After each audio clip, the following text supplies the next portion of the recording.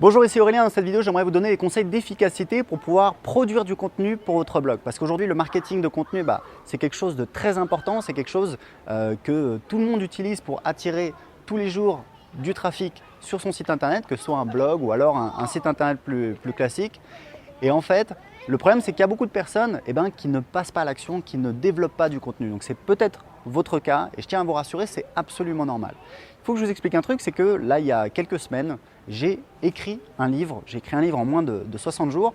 Et pour me former, j'ai lu un livre de Bill O'Hanlon. Bill O'Hanlon, c'est un psychothérapeute, c'est quelqu'un qui fait partie de mon groupe Mastermind aux États-Unis.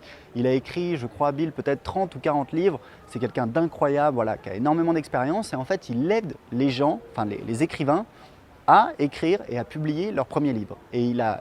Donc je lui ai demandé, je lui ai posé la question, je lui ai dit Bill, je voudrais écrire mon livre, est-ce que tu as un livre que tu me recommandes? Il m'a dit bah oui, moi j'ai un livre qui récapitule tout et qui s'appelle Write is a Verb. Donc c'est un livre en anglais, je l'ai commandé sur Amazon, je l'ai reçu en France, ma mère me l'a amené en Colombie et donc je l'ai lu et c'est très intéressant, mais ce qui m'a vraiment le plus intéressé et qui va vous intéresser également, c'est qu'en fait les conseils qu'il donne pour écrire un livre, c'est des conseils qui sont extrêmement utiles si vous voulez publier du contenu sur votre blog, si vous voulez créer un blog, si vous voulez créer des articles. Pourquoi?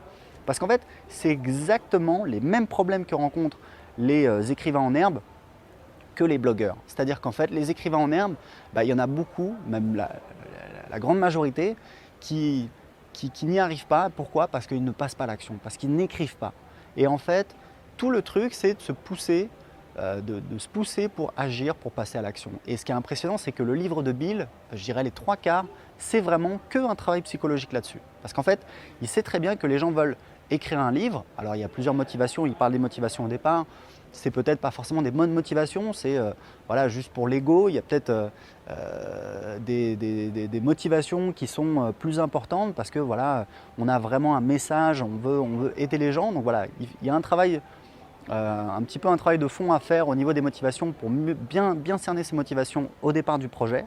Et ensuite, il donne vraiment plein d'outils pour pousser les gens à passer à l'action. Et en fait, quand il s'agit d'écriture, il cite beaucoup d'auteurs comme Stephen King, Ernest Hemingway. Et Ernest Hemingway, il a une citation où il dit en fait, l'écriture c'est simple, il faut s'asseoir à sa chaise, sur sa chaise devant sa machine à écrire et commencer à saigner.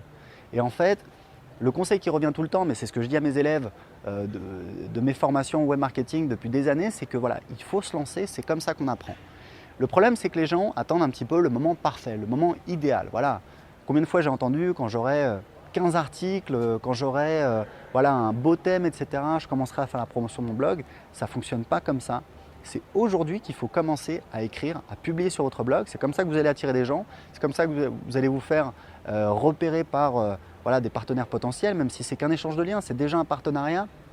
C'est comme ça que vous allez apprendre, c'est comme ça que vous allez avoir des commentaires, c'est comme ça que vous allez avoir des retours, etc. etc. Donc c'est vraiment le plus important. Donc c'est vraiment intéressant parce que voilà, j'ai voulu me former pour l'écriture sur les livres et je me suis rendu compte que les problèmes rencontrés par les apprentis auteurs depuis des années, c'est exactement les mêmes problèmes que rencontrent mes élèves blogueurs, que je rencontre également parce que pour moi aussi c'est difficile. Vous savez, aujourd'hui je devais faire des vidéos, j'ai traîné un petit peu et puis aujourd'hui, enfin maintenant je l'ai fait enfin, donc voilà, c'est normal.